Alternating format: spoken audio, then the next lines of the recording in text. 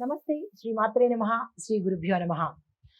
July నెల 9వ తారీఖు 2025 బుధవారం నాటి పంచాంగం ప్రకారము శ్రీ విశ్వావసునామ సంవత్సరం ఉత్తరాయణం గ్రీష్మ ఋతువు ఆషాఢమాసం శుక్లపక్షం.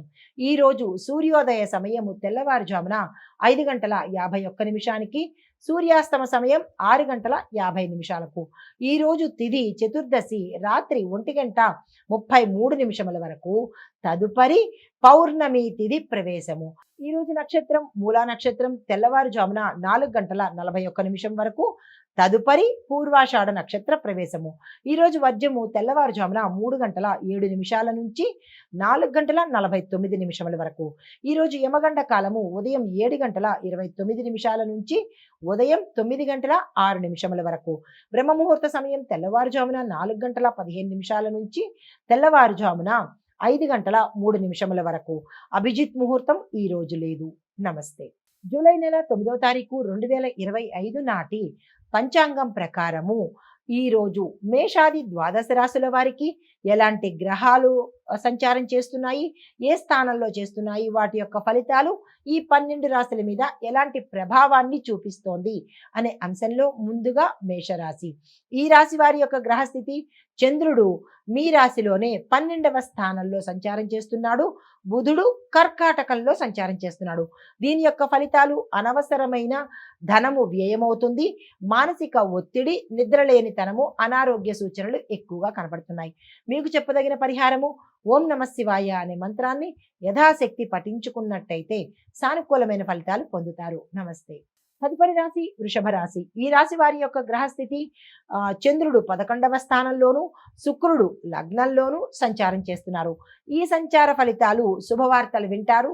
ఆకస్మిక ధనప్రాప్తి, ఆదాయం ఆశాజనకంగా ఉండబోతోంది. అయితే మీకు చెప్పదగిన పరిహారము ఈరోజు లక్ష్మీ అమ్మవారి పూజను చేసుకోవడంతో పాటుగా తెల్లని పువ్వులను అమ్మవారికి సమర్పించినట్టయితే ధనపరమైన ఇబ్బందుల నుంచి సానుకూలమైన ఫలితాలు పొందుతారు. నమస్తే. తదుపరి రాశి మిథున రాశి. ఈ రాశి వారి యొక్క గ్రహస్థితి చంద్రుడు 10వ స్థానంలోను, బుధుడు 2వ స్థానంలోను సంచారం చేస్తున్నారు. ఈ సంచార ఫలితాలు ఉద్యోగంలో అభివృద్ధి కనబడుతోంది. పదవుల్లో లాభాలు వస్తాయి. శ్రమకు తగిన ఫలితము, వ్యాపారంలో లాభాలు వచ్చే అవకాశం కనబడుతోంది. పరిహారంగా గణపతి పూజ చేసుకుంటూ దీంతో పాటు ఆకుపచ్చ వస్త్రాలను దానంగా ఇచ్చుకున్నట్టయితే విశేషమైన ఫలితాలు పొందవచ్చు. నమస్తే. తదుపరి రాశి కర్కాటక రాశి. ఈ రాశి వారి యొక్క గ్రహస్థితి చంద్రుడు 9వ స్థానంలోను, బుధుడు లగ్నంలోను సంచారం చేస్తున్నారు. ఈ సంచారం యొక్క ఫలితాలు యాత్రలు శుభప్రదంగాను, ఫలప్రదంగాను, దిగ్విజయంగాను జరుగుతాయి.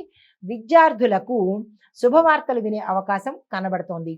పరిహారంగా సోమవారం రోజు శివుడికి అర్చన చేయడం, అభిషేకం చేయడంతో పాటు చంద్రుడికి పాలను నివేదన చేసినట్టయితే సానుకూలమైన ఫలితాలు పొందుతారు. నమస్తే. తదుపరి రాశి సింహరాశి. ఈ రాశి వారి యొక్క గ్రహస్థితి చంద్రుడు 8లోను, సూర్యుడు 11వ ఇంట సంచారం చేస్తున్నారు. ఈ సంచార ఫలితాలు ఆరోగ్యపరంగా అప్రమత్తంగా ఉండవలసిన పరిస్థితి. పాత విషయాలు తిరిగి మళ్ళా కలతలను రేపే అవకాశం కనబడుతోంది. జాగ్రత్తలు తీసుకోండి. పరిహారంగా ఎర్రని వస్త్రాలను దానం చేస్తూ సూర్యుడికి సంబంధించిన ఏదైనా ఒక పారాయణ కనుక చేసినట్టయితే కొంత సానుకూలమైన ఫలితాలు పొందుతారు. నమస్తే. తదుపరి రాశి కన్యా రాశి. ఈ రాశి వారి యొక్క గ్రహస్థితి చంద్రుడు 7వ స్థానంలోను, బుధుడు 11వ స్థానంలోను సంచారం చేయడం వల్ల దాంపత్య జీవితంలో శాంతి నెలకొంటుంది. వ్యాపార సంబంధాలు మెరుగవుతాయి. పెట్టుబడులకు అనువైన సమయము. మీకు చెప్పదగిన పరిహారము విష్ణు పూజ చేసుకోవడంతో పాటుగా పసుపుతో గణపతిని చేసి పసుపుతో స్వామివారిని కనుక అర్చన చేసినట్టయితే విశేషమైన ఫలితాలు పొందుతారు. నమస్తే. తదుపరి రాశి తులారాశి. ఈ రాశి వారి యొక్క గ్రహస్థితి చంద్రుడు 6వ ఇంట, శుక్రుడు 10వ ఇంట సంచారం చేస్తున్నాడు. దీనివల్ల ఒత్తిడికి విముక్తి కలుగుతుంది. వైద్యానికి సంబంధించిన ఖర్చులు తగ్గే అవకాశం కనబడుతోంది. మీకు చెప్పదగిన పరిహారము దుర్గా అమ్మవారిని పూజించండి.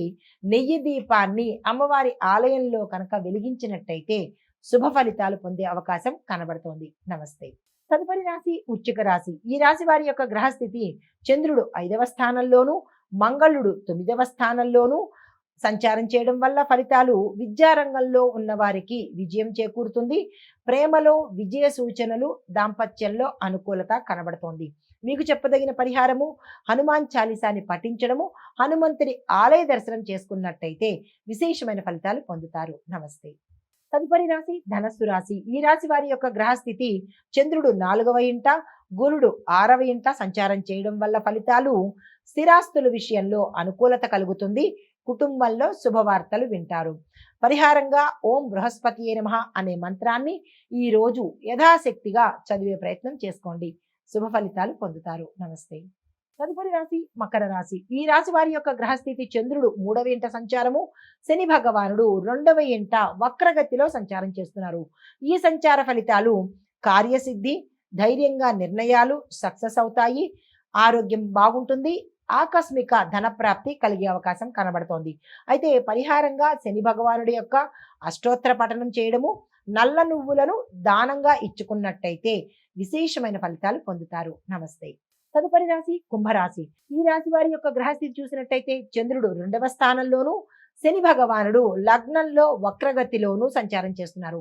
ఈ సంచార ఫలితాలు ఆదాయ లాభాలు ఉంటాయి, కుటుంబంలో ఆనందకరమైన వాతావరణం ఉంటుంది. దీంతో పాటుగా ఆరోగ్యం కూడా చక్కగా ఉండబోతోంది. అయితే పరిహారంగా శని పూజ చేసుకొని నల్లని బట్టలను దానంగా ఇవ్వడంతో పాటు పక్షులకు ఏదైనా ఆహారాన్ని సమర్పించినట్టయితే సానుకూలమైన ఫలితాలు పొందుతారు. నమస్తే. తదుపరి రాశి మీనరాశి. ఈ రాశి వారి యొక్క గ్రహస్థితి చూసినట్టయితే చంద్రుడు లగ్నంలోకి ప్రవేశించాడు, గురు శుక్రులు 3వ ఇంట సంచారం చేస్తున్నారు. ఈ సంచార ఫలితాలు శుభవార్తలు వింటారు, పనుల్లో వేగవంతమవుతాయి, మిత్రుల యొక్క సహాయ సహకారాలు ఈ రోజు మీకు అందుబాటులోకి వస్తాయి. చెప్పదగిన పరిహారము తులసి దళాలతో విష్ణువుకి అర్చన చేసినట్టయితే, స్వామివారిని పూజించినట్టయితే కనుక మంచి ఫలితాలు పొందే అవకాశం కనబడుతోంది. నమస్తే.